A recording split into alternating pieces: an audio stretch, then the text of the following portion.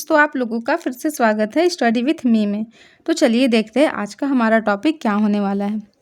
तो फ्रेंड्स, हमने हिस्ट्री में सूफी आंदोलन और भक्ति आंदोलन को पढ़ लिया था और आज हम भारतीय इस्लामिक स्थापत्य, हिंदी और उर्दू भाषाओं का विकास पढ़ेंगे। तो चलिए देखते हैं इससे क्वेश्चन कैसे बनते हैं।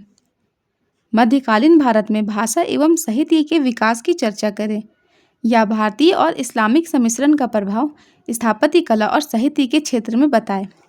तो चलिए पहले हम भूमिका देखते हैं। 12वीं शताब्दी में तुर्क आक्रमण के साथ भारत में इस्लामी संस्कृति का प्रभाव बढ़ा। इसके परिणाम स्वरूप भारतीय सामाजिक, राजनीतिक एवं आर्थिक जीवन के साथ साथ स्थापत्य कला भी प्रभावित हुई। इंडो इस्लामिक सम्मिश्रण को मुख्यतः दो भागों में बांटकर देखा जा सकता है। पहला स्थापत्य कला और दूसरा भाषा एवं साहित्य। तो चलिए पहले हम स्थापत्य कला को देखते हैं। स्थापत्य कला के क्षेत्र में भारतीय इस्लामिक सम्मिश्रण का प्रभाव स्पष्ट रूप से दिखाई देता है। हिंदू वास्तुकला में जहां स्तंभों का प्रयोग होता था, वहीं इस्लामिक स्थापत्य में मेहराब एवं गुंबद प्रमुख थे। इन दोनों शैलियों के समन्वय से इंडो इस्लामिक वास्तुकला का विकास हुआ। दिल्ली सल्तनत काल में इसका विकास निम्न चरणों से हुआ है। तो चलिए देखते हैं कैसे विकास हुआ था।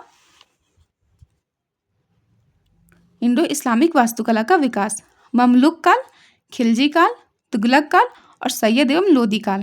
तो चलिए देखते हैं। पहले हम प्रारंभिक चरण ममलुक काल का था। इंडो इस्लामिक स्थापत्य शैली का प्रारंभिक विकास 1206 ईस्वी से शुरू हुआ, जिसका पहला चरण लगभग 1290 ईस्वी तक माना जाता है। इस काल में ममलुक शैली अपनाई गई, जिसे प्रारंभिक या कामचलाऊ शैली कहा जाता है। प्रारंभिक तुर्क शासकों ने कई भारतीय इमारतों को तोड़कर नए नए भवनों का निर्माण करवाया, जैसे दिल्ली का कुव्वतुल इस्लाम मस्जिद, अजमेर का अढ़ाई दिन का झोपड़ा। इन भवनों में भारतीय स्थापत्य प्रभाव स्पष्ट रूप से दिखाई देता है। इसी काल में कुतुबुद्दीन ऐबक ने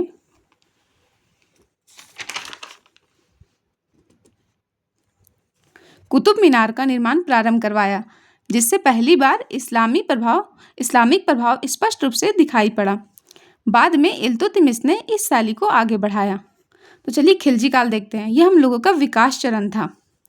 अलाउद्दीन खिलजी के काल में इस शैली का और अधिक विकास हुआ।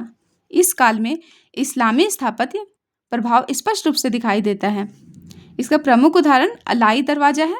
इसमें पहली बार वास्तविक गुंबद निर्माण तकनीक का प्रयोग किया गया तथा इसकी सजावट इस्लामी शैली से प्रभावित थी। प्रसिद्ध इतिहासकार जॉन मार्शल ने इसे हिंदू इस्लामी कला का सुंदर नमूना कहा है। तो फ्रेंड्स, अब तुगलक काल की ओर आते हैं। यह हम लोगों का समन्वय चरण था। गयासुद्दीन तुगलक के काल में भारतीय और इस्लामी स्थापत्य का स्पष्ट समन्वय दिखाई देता है।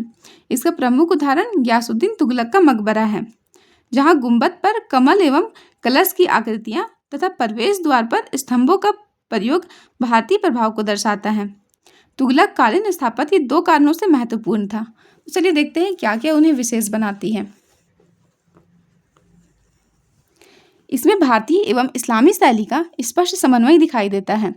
यह शैली दिल्ली से निकलकर संपूर्ण भारत में फैल गई थी। तुगलक शैली की नई विशेषता अष्टकोणीय मकबरे तथा ढलवा दीवारों का प्रयोग था। तो चलिए लास्ट देखते हैं हमारा अंतिम चरण सैयद लोदी काल का। तैमूर का भारत आक्रमण के बाद हिंदू इस्लामी स्थापत्य शैली में तैमूरी स्थापत्य शैली के कुछ तत्व भी जुड़ गए। हालांकि यह प्रभाव बहुत अधिक प्रभावशाली नहीं रहा। इसके बाद सैयद एवं लोदी काल में स्थापत्य शैली का विकास जारी रहा, जहां विशेष रूप से मकबरा स्थापत्य का विकास हुआ। इसके प्रमुख उदाहरण हैं मुबारक शाह सैयद का मकबरा और सिकंदर लोदी का मकबरा। इस प्रकार देखा जाए तो दिल्ली सल्तनत काल में इंडो इस्लामिक शैली का स्पष्ट प्रभाव स्थापत्य कला के क्षेत्र में देखा जा सकता है। तो फ्रेंड्स, हमने स्थापत्य कला पढ़ लिया है। अब हम भाषा एवं साहित्य की ओर बढ़ते हैं। भाषा एवं साहित्य के क्षेत्र में भी भारतीय इस्लामिक सम्मिश्रण का व्यापक प्रभाव देखा जा सकता है।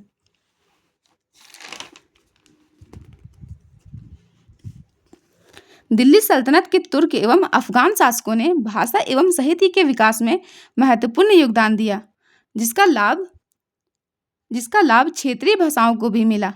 तुर्क शासकों की राजभाषा फारसी थी, जबकि धार्मिक भाषा अरबी थी। इस काल में दोनों भाषाओं में साहित्य रचे गए थे, जबकि भारतीय जनता इन दोनों भाषाओं से अधिक परिचित नहीं थी।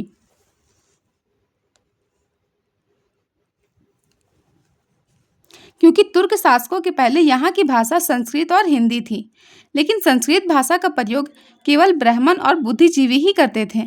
इसके अलावा आम बोलचाल की भाषा में अपभ्रंश भाषा का प्रयोग करते थे और इसी अपभ्रंश भाषा से आधुनिक उर्दू, हिंदी, बंगला, मराठी भाषा की उत्पत्ति हुई। तो चलिए देखते हैं उर्दू भाषा का विकास। इस काल में उर्दू भाषा का विकास भारतीय इस्लामिक सांस्कृतिक सम्मिश्रण का महत्वपूर्ण परिणाम था। इसमें अरबी, फारसी तथा खड़ी बोली के शब्दों का समावेश था, जबकि इसका व्याकरण भारतीय भाषाओं के समान ही था।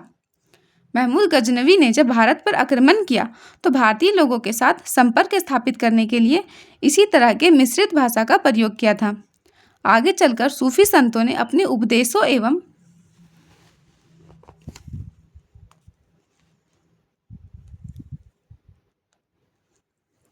धर्म प्रचार के लिए उर्दू भाषा का व्यापक प्रयोग किया तथा इसमें अनेक साहित्यिक रचनाएं की। इस प्रकार इस काल में उर्दू भाषा के विकास को बढ़ावा मिला। तो चलिए देखते हैं हिंदी भाषा का विकास।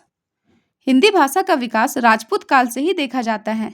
इसका प्रारंभिक उदाहरण है चंदबरदाई की पृथ्वीराज रासों में।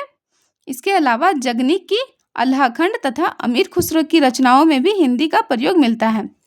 आगे चलकर हिंदी भाषा को समृद्ध बनाने में भक्ति काल के संतों ने महत्वपूर्ण भूमिका निभाई। विशेष रूप से कबीरदास, तुलसीदास जैसे संतों ने क्षेत्रीय भाषाओं के साथ साथ हिंदी भाषा में भी अपने उपदेशों एवं रचनाओं के माध्यम से भक्ति आंदोलन का व्यापक प्रचार प्रसार किया। इस प्रकार इस काल में हिंदी भाषा एवं साहित्य का निरंतर विकास हुआ। अब हम बांग्ला भाषा का विकास देखते हैं। बांग्ला भाषा की उत्पत्ति गौड़ प्रकृति से मानी जाती है।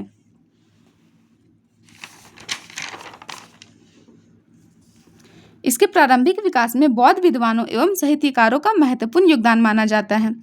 तुर्क शासकों ने संस्कृत ग्रंथों का बांग्ला में अनुवाद करवाया, जिससे बांग्ला साहित्य को बढ़ावा मिला।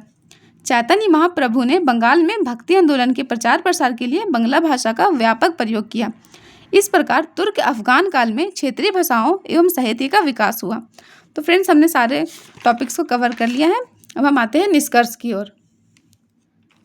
अतः भारतीय इस्लामिक सम्मिश्रण का प्रभाव स्थापत्य कला तथा भाषा साहित्य दोनों क्षेत्र में स्पष्ट रूप से देखा जा सकता है, जिसने भारतीय संस्कृति को नई दिशा प्रदान की। तो फ्रेंड्स, आज का वीडियो यहीं खत्म होता है। कल फिर मिलेंगे नए वीडियो के साथ और नए टॉपिक के साथ। तब तक के लिए अगर आप लोग मेरे चैनल को सब्सक्राइब नहीं किए हैं तो प्लीज़ चैनल को ज़रूर सब्सक्राइब करें और आप लोगों को और कौन से पेपर में दिक्कत है ये ज़रूर बताएं। Thank you.